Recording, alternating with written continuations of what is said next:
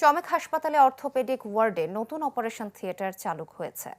সকালে এর উদ্বোধন করেন city mayor doctor Shahadat Hossain. এ সময় তিনি বলেন, অর্থোপেডিক রোগীদের চিকিৎসার বড় একটি জায়গা হলো অপারেশন, যা সময় মতো না হলে সঠিক চিকিৎসা থেকে বঞ্চিত হয় ভুক্তভোগীরা। নতুন এই অপারেশন থিয়েটারে কাটবে সেই সংকট। পরে শিশু বিভাগ পরিদর্শন করেন মেয়র।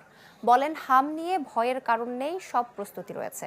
চমেক হাসপাতালের পরিচালক ব্রিগেডিয়ার জেনারেল তসলিম উদ্দিন ও ডাক্তার বেলায়েত হোসেন ঢালি সহ চিকিৎসকরা এই সময় উপস্থিত ছিলেন।